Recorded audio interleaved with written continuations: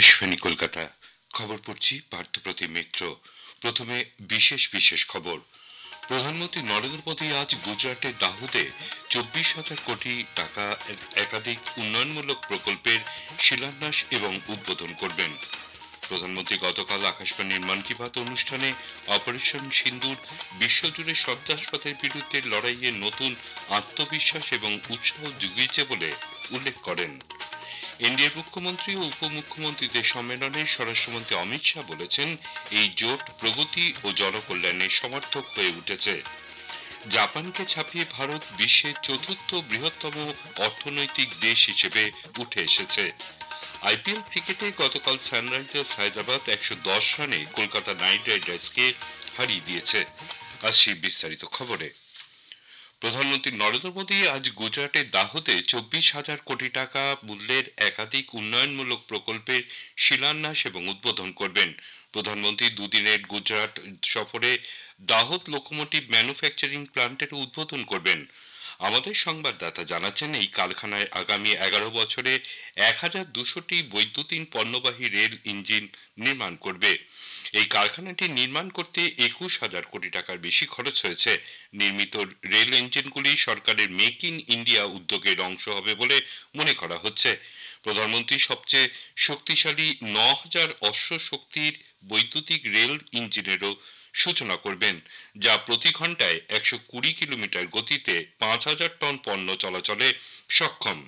পরে শ্রী মোদী ভুজে 53,400 কোটি টাকার একাধিক উন্নয়নমূলক প্রকল্পেরও শিলান্যাস ও সূচনা করবেন। স্বরাষ্ট্রমন্ত্রী অমিত শাহ আজ নাগপুরে জামটায় স্বস্তি নিবাস জাতীয় ক্যান্সার প্রতিষ্ঠানের শিলান্যাস করবেন। তিনি অপরাহ্নে কামটি ব্লকের চিচলিতে নাগপুর ক্যাম্পাসে জাতীয় ফরেন্সিক বিজ্ঞান বিশ্ববিদ্যালয়েরও শিলান্যাস করবেন। শ্রী শাহ 3 দিনের সফরে আজ মহারাষ্ট্র যাচ্ছেন। প্রধানমন্ত্রী নরেন্দ্র মোদী বলেছেন, অপারেশন সিন্দুর বিশ্বজুড়ে সন্ত্রাসবাদের বিরুদ্ধে লড়াইয়ে নতুন আত্মবিশ্বাস এবং উৎসাহ জুগিয়েছে। আকাশবাণীতে গতকাল তার মন কি বাত অনুষ্ঠানে শ্রী মোদী বলেন, সমগ্র দেশ আজ সন্ত্রাসবাদের বিরুদ্ধে ঐক্যবদ্ধ এবং এর অবসান ঘটাতে সংকল্পবদ্ধ। তিনি অপারেশন সিন্দুর অভিযানে সেনাবাহিনী যে সাহসিকতার পরিচয় দিয়েছে তার ভূয়সী প্রশংসা করেছেন। সীমান্ত জুড়ে থাকা জঙ্গি ঘাঁটিগুলি সশস্ত্র বাহিনী যে নির্ভুল নিশানায় ধ্বংস করেছে তার প্রশংসা উল্লেখ করে প্রধানমন্ত্রী বলেন, ऑपरेशन सिंदूर के दौरान हमारी सेनाओं ने जो पराक्रम दिखाया है उसने हर हिंदुस्तानी का सिर ऊंचा कर दिया है। जिस प्रिसिजन के साथ, जिस सटीकता के साथ हमारी सेनाओं ने सीमा पार के आतंकवादी ठिकानों को ध्वस्त किया वो अद्भुत है। ऑपरेशन सिंदूर ने दुनिया भर में आतंक के खिलाफ लड़ाई को नया विश्वास और उत्साह दिया है। তিনি বলেন, আত্মনির্ভর ভারতের লক্ষ্যেও দেশ এগিয়েছে। সন্ত্রাসবাদের ঘাঁটি ধ্বংস করতে দেশজ উপকরণে তৈরি অস্ত্র প্রযুক্তি ব্যবহার খুবই গুরুত্বপূর্ণ হয়ে উঠেছিল। মন কি বাতে প্রধানমন্ত্রী গড়চিরৌলি কাঠেঝাড়ি গ্রামে প্রথমবার বাস পৌঁছানোর কথা উল্লেখ করে বলেন, মাওবাদী সন্ত্রাসে ক্ষতিগ্রস্ত এই এলাকায় আগে কখনো গ্রামবাসীদের জন্য বাস ঢুকতে পারেনি। কাটেঝাড়ের এই পরিবর্তনে সন্তোষ প্রকাশ করে শ্রী মোদী বলেন, মাওবাদের বিরুদ্ধে সম্মিলিত লড়াইয়ের ফলে মৌলিক নাগরিক সুবিধাগুলি এই এলাকায় পৌঁছতে শুরু করেছে।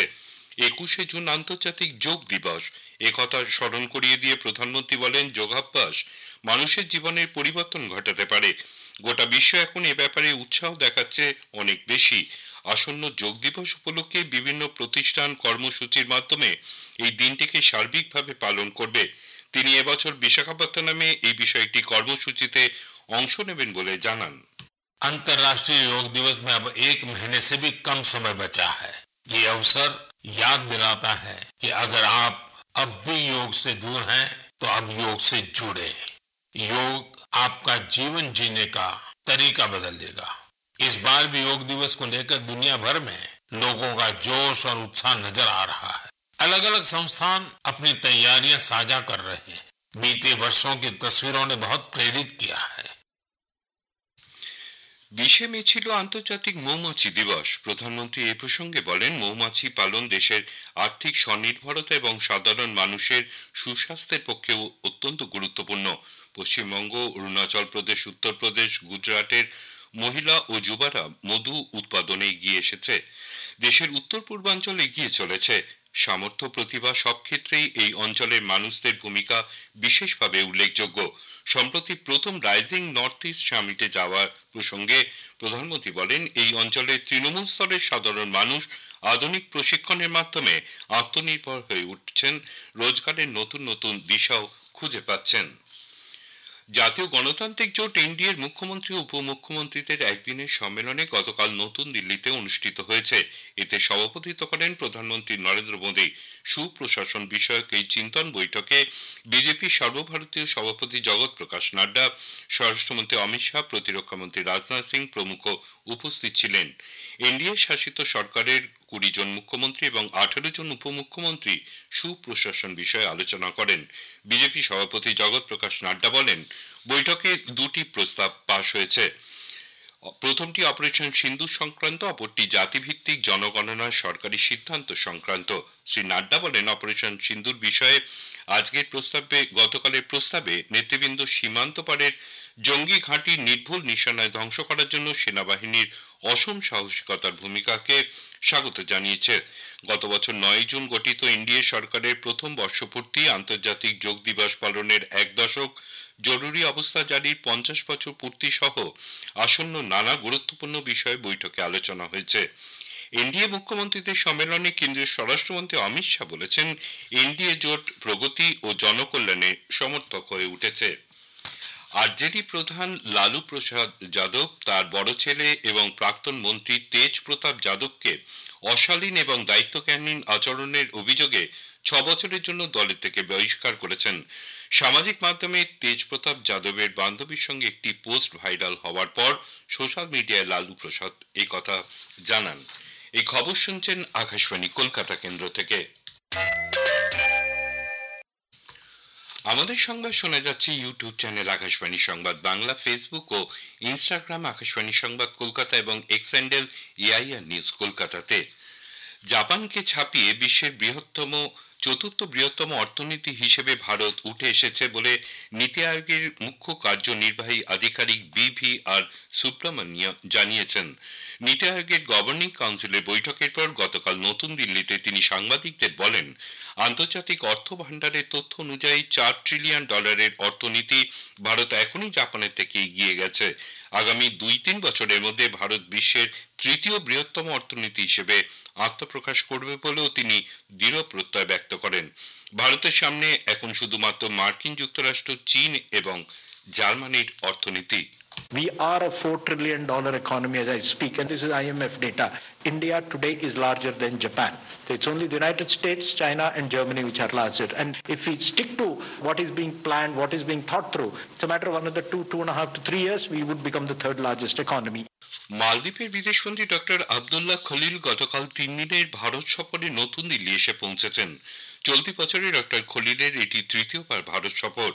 ভারত এবং মালদ্বীপের মধ্যে উচ্চ পর্যায়ের রাজনৈতিক আলাপ আলোচনার লক্ষ্যেই এই সফর বলে মনে করা হচ্ছে। আজ ডক্টর খলিল দ্বিতীয় ভারত মালদ্বীপ উচ্চ পর্যায়ের কোর গ্রুপের বৈঠকে মালদ্বীপের নেতৃত্ব দেবেন। এই বৈঠকে অর্থনীতি এবং সামুদ্রিক নিরাপত্তার অংশীদারিত্ব নিয়ে আলোচনা হবে। সফরকালে ডক্টর খলিল ভারতের বিদেশমন্ত্রী ডক্টর এস জয়শঙ্কর সঙ্গে দ্বিপাক্ষিক বৈঠকে মিলিত হবেন। দিল্লিতে গতকাল আইপিএল এর ম্যাচে সানরাইজার্স হায়দ্রাবাদ 110 রানে কলকাতা নাইট রাইডার্সকে হারিয়ে দিয়েছে। সানরাইজার্স প্রথমে ব্যাট করে 3 উইকেটে করেছিল 278 রান। জবাবে নাইট রাইডার্স ইনিংস 18 ওভারে 4 বলে 168 রানে শেষ হয়ে যায়। জয়পুরে আজ পাঞ্জাব কিংস মুম্বাই ইন্ডিয়ান্সের বিরুদ্ধে খেলবে। খেলা শুরু হবে সন্ধ্যে 7:30টায়। ভারতের বক্সার পবন বাটওয়াল ব্যাংককে অনুষ্ঠিত চতুর্থ থাইল্যান্ড ওপেন আন্তর্জাতিক বক্সিং টুর্নামেন্টে পুরুষদের 55 কেজি বিভাগের কোয়ার্টার ফাইনালে উঠেছেন। জাতীয় চ্যাম্পিয়নশিপের উপজয়ী বাটওয়াল গতকাল কম্বোডিয়ার সং রংসকে 5-0-তে হারিয়ে টুর্নামেন্টে টানা দ্বিতীয় জয় পেলেন। ভারতের বিশ্ব চ্যাম্পিয়ন দাবাড়ু ডি গুকেশ এবং অর্জুন এরিগাইসি আজ থেকে স্ট্যাঙ্গাবারে নরওয়ে দাবা টুর্নামেন্টে অংশ নেবেন। সেখানে গুকেশ প্রতিদ্বন্দ্বিতা শুরু করবেন বিশ্বের 1 নম্বর ম্যাগনাস কার্লসেনের বিরুদ্ধে। অন্যদিকে অর্জুন এডিগাইসি অভিষেক ম্যাচে চীনের ওয়েই ইয়ের মুখোমুখি হতে চলেছেন। শেষ করার আগে খবরের বিশেষ বিশেষ অংশ আরেকবার। প্রধানমন্ত্রী নরেন্দ্র মোদী আজ গুজরাটের দাহোদে 24,000 কোটি টাকা মূল্যের একাধিক উন্নয়নমূলক প্রকল্পের শিলান্যাস ও উদ্বোধন করবেন। প্রধানমন্ত্রী গতকাল আকাশবাণীর মন কি বাত অনুষ্ঠানে অপারেশন সিন্দুর বিশ্বজুড়ে সন্ত্রাসবাদের বিরুদ্ধে লড়াইয়ের নতুন আত্মবিশ্বাস এবং উৎসাহ জুগিয়েছে বলে উল্লেখ করেন। খবর শেষ হলে এর পরের খবর 7:25